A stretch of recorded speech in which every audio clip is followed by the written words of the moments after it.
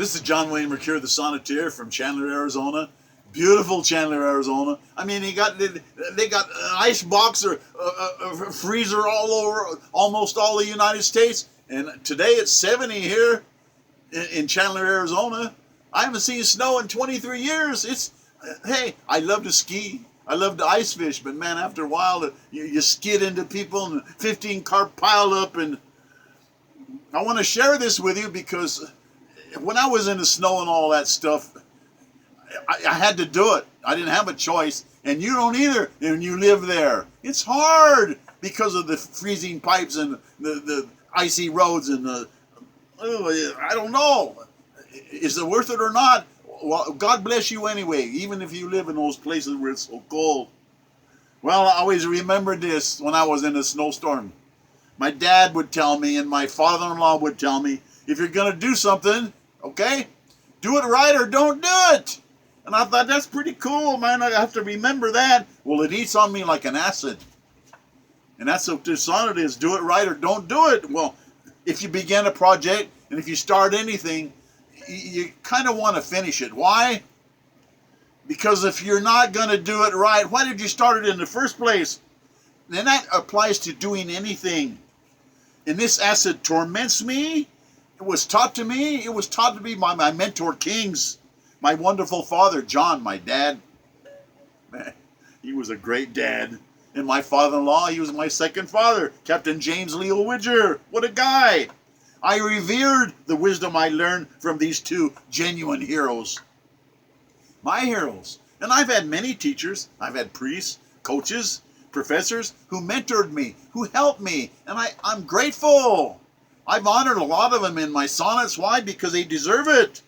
There's always been plenty of geniuses around me, guiding me, truly helping me. And we all have mentors around us, or we should. If we have open ears and eyes and we can learn from people that have vast skills, they can teach us skills, seeing potential, latent talents in us, role models that we admire, dynamic pride in people that we know, that we admire, and we're going to emulate. There's a lot of people in the past I really admire, and I'll tell you what, Davy Crockett, he was a frontiersman, he was a congressman, heroic Davy Crockett. He was self-taught, and that's why he's here. He did it right. He wasn't educated very well, but he was a gallant man. He was a great autobiographer. He wrote the story of his life, and he had hardly any education at all, but he does a terrific job. It's a great autobiography, the autobiography of David Crockett, and he died at the Alamo, bravely fighting. He's a brave man, a great man, said he. Be sure you're right, absolutely right, then go right ahead, dead ahead, straight through whatever it is. That's how you get through everything, is through it, confront it until you're dead. Don't waste a precious minute, especially of your fleeting youth. And I'm talking to you out there, you young people, you're going to wake up one of these days and you're going to be old. You got to get in gear. You got to get your talent going because fleeting youth is just gone like a shadow. You wake up and you look in the mirror and you don't even recognize who that is. Won't you become old, regretful of your lost goals, denying the truth of your choices? You got to go 1,000%. As Rudyard Kipling said, one of my favorite writers is Rudyard Kipling. He's a great man. You got to hit the deck running.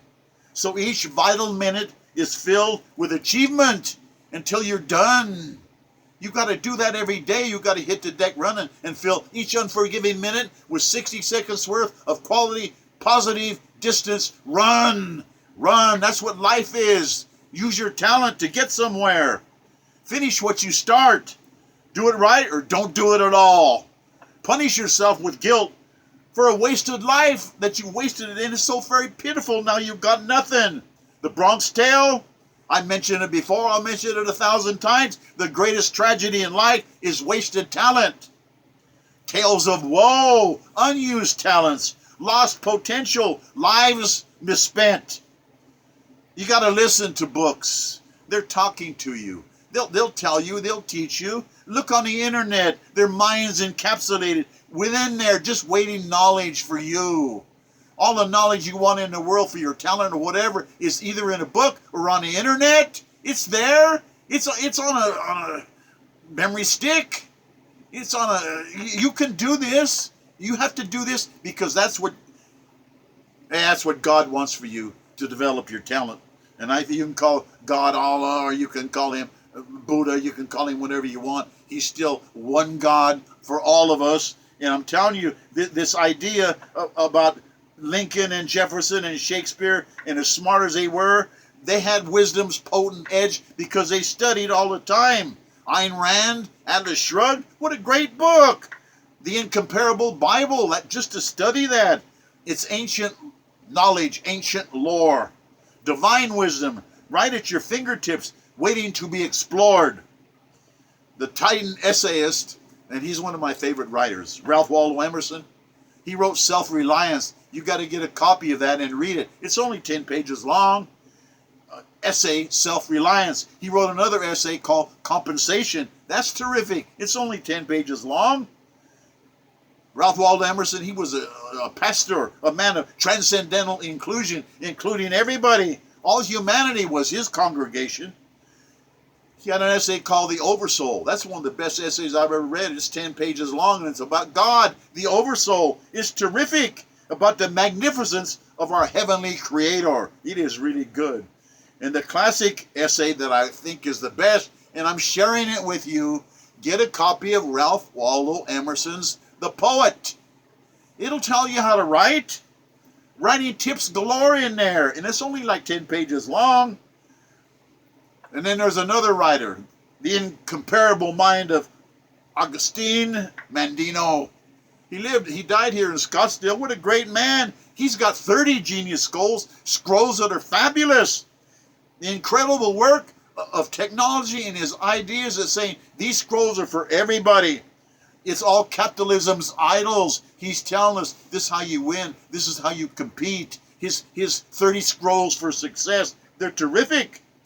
The marvelous things that human minds can achieve is fantastic. And that's what Augustine Mandino and his 30 roles of success are all about. It's mentoring actually from human angels like Og Mandino.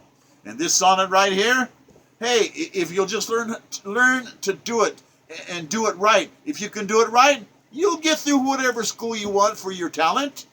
You can do it. You just got to believe in yourself. And I'm telling you, you're an American citizen. We're American citizens united. And we got to reach out and help each other. We got to mentor each other. I'm asking you, please, pretty please, mentor a kid, mentor somebody, adopt a dog, adopt a cat. I mean, they're killing millions of them that are healthy. We got to help each other, animals too. God bless us, everyone. Thank you for listening.